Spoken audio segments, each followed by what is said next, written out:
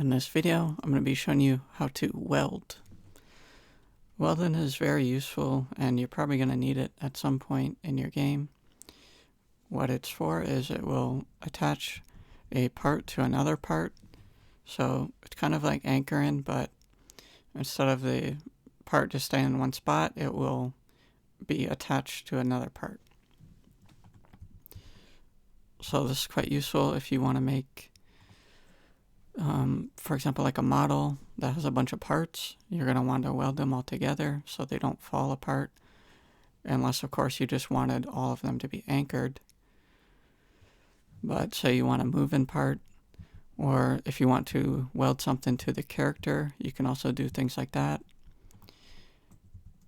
So I'll be demonstrating this here with these 3 parts here. So I have just these 2 square parts up here that I just have a surface GUI on, just so we can identify them easier. And then I have this part down here that is anchored, and this is just going to help demonstrate the weld-in process. So if I run the game right now, these are not welded. If I run it, you can see they fall apart when they hit this. This is just to help demonstrate it. So if I run it like this, you see they look like they're together, but they're not really. They just fell at the same spot. So that's why that's there. So now, to make them weld together, there's 2 different kinds of welds. There's a just normal weld, and then there's a weld constraint. There used to be something called a manual weld too, but it's depreciated now, so you don't want to use it anymore. So to make a weld, you can just click the plus button here and then search for weld. And you can see, even though it's grayed out, I can still add it. It won't be a problem. And then there's also the weld constraint. And you can also make it in here, I believe. I thought there was a button up here somewhere to make it. But here you can show or hide the welds. So just to demonstrate that, I'll add in a weld constraint. And then, so it needs 2 parts for the weld constraint to work. So the part 0 is going to be the part that you want it to be welded to. So in this case, it'll be this one that I've clearly labeled. And the part 1 will be the new part, so to speak, that you're welding it to, or that is going to be welded. So the part 1 is going to be welded to the part 0. It doesn't matter too much which is the part 0 or the part 1. So you kind of can just do it in any order, but with the other kind of weld, it will matter more. So now you can see with this weld in place, you can see the green line here showing that they're welded. And then if I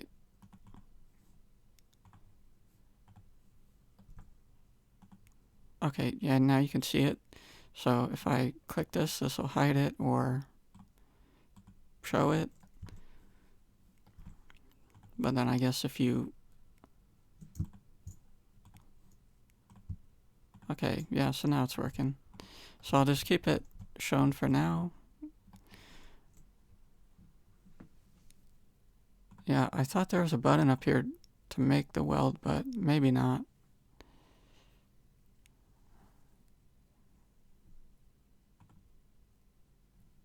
Oh, yeah, there is right here. I just missed it. So you can make it right here as well.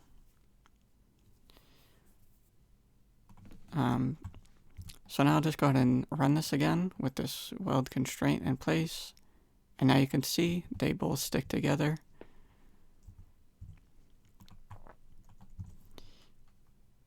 So that's pretty much what the weld constraint is. It'll just hold the two parts right together.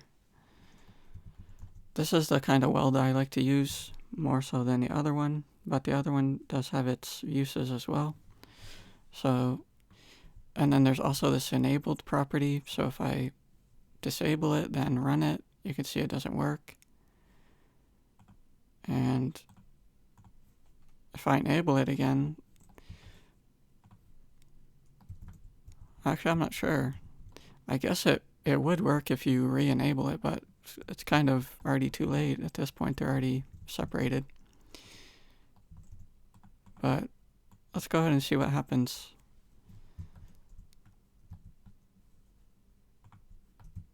So it's disabled right now, and then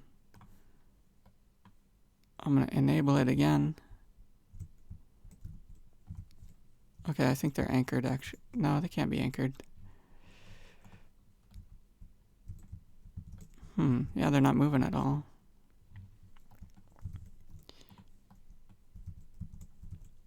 So let me try disabling it. They might just be too small.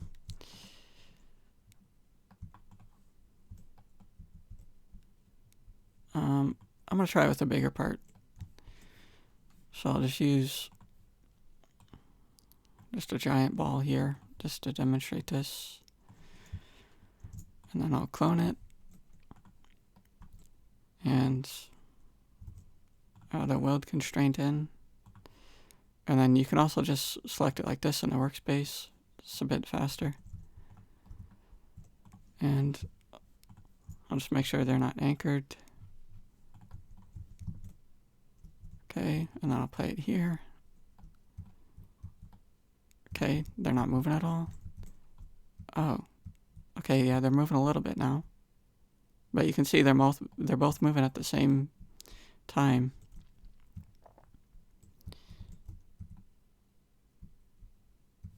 Okay, now if I disable the weld constraint,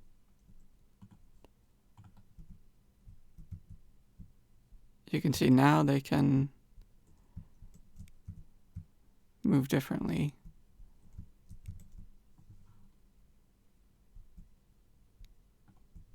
They're just really hard to push since they're so big.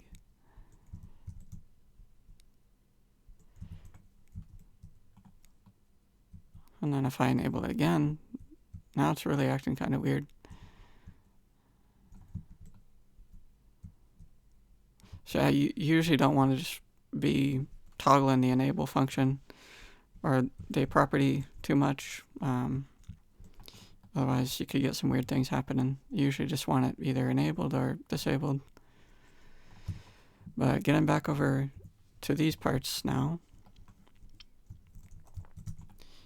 I'll delete this weld constraint, and then I'm going to add in the other kind of weld. So this one also has the part 0 and part 1 property. So I'll just set the part 0 to that and the part 1 to that. But now you can see that it moved them both in the exact same spot. So they are welded technically, but now they're in the same location. So if I run it, you can see they're here. They're just both inside of each other. Which might be what you want, but if that's not what you want, then you can fix that here with the C0 and C1 properties. So these are both C-frame properties, but all they do is just create an offset C-frame. So to get the part back to its original position, I'll just expand these here.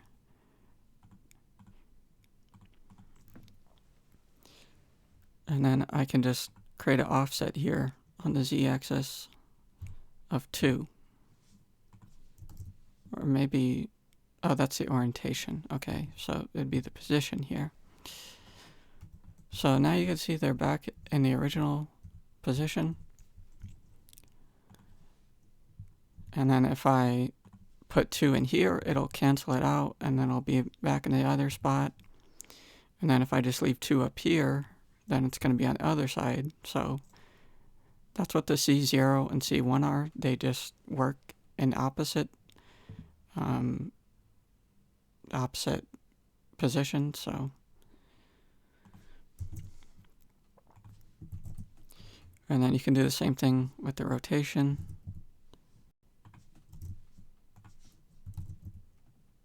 So if I rotate it 90 degrees like that, and then I could do 40.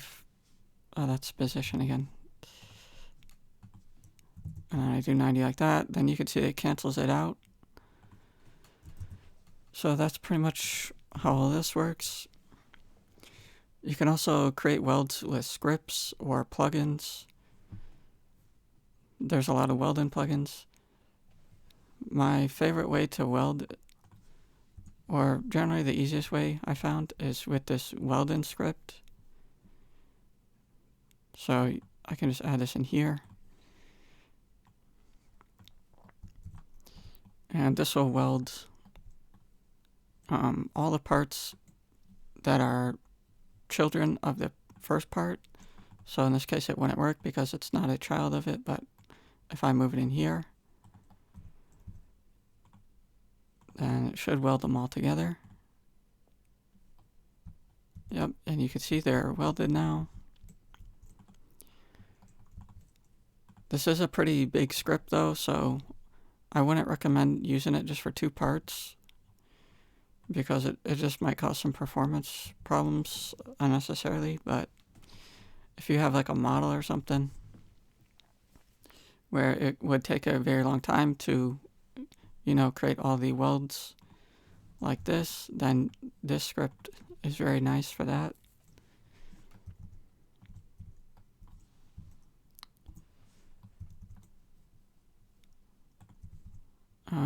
So lastly, I'll just show you how to make a weld scripted by yourself. So I can also just do this, and I'll just unparent it so it's just like before. And then I have a script in here.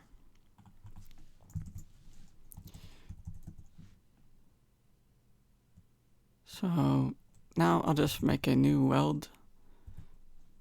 So instance.new, and I'll make it a weld constraint just because I want them to stay in the same exact position they are right now.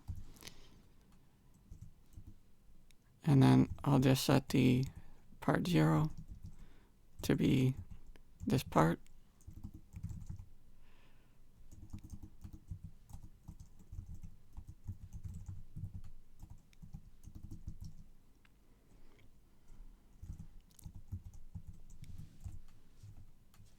And then lastly, just set the parent.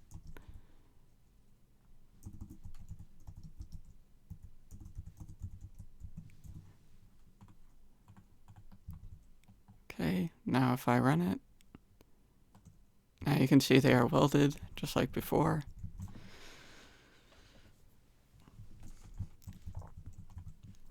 And lastly, I'll show you how you can weld something to your character. So I'll just make a starter character script. And in this case, I will weld, I might be able to weld this. Yeah, I'll try and weld this part, I guess. Or I could just make a new part. Yeah, I'll make a new part just for simplicity's sake.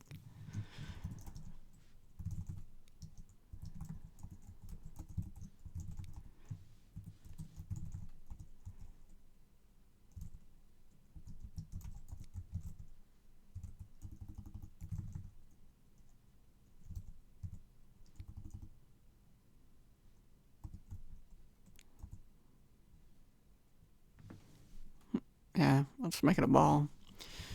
And yeah, I'll set the size as well.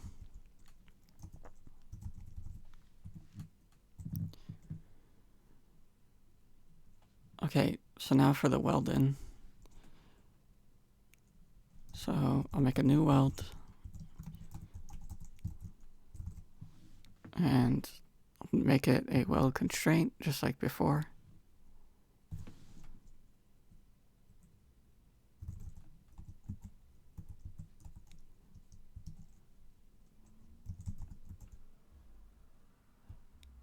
Okay, so the P0 in this case is going to be the part, and then the P1 will be the character's head.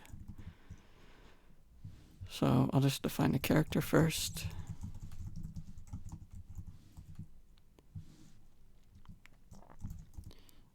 And then I'll just do character.head, and then set the parent to be the part.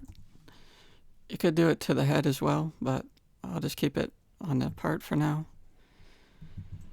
And then lastly, I want to set the position of the part and make sure the part is not anchored either. And in this case, I don't want it to collide either, so I'll turn off can collide. And then I'll set the position.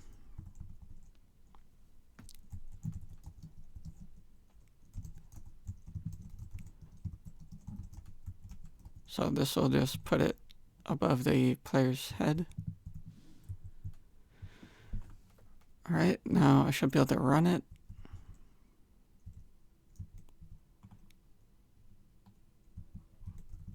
Okay, it doesn't look like it worked. So let me check the output. Add on instance. Okay, I forgot something. Okay, I forgot the position here.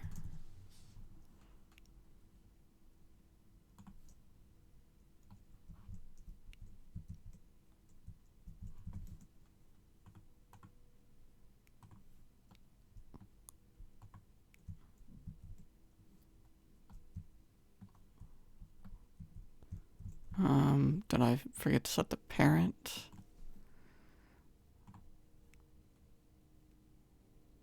Okay, yeah, I think I forgot the parent. So the parent will just be the character.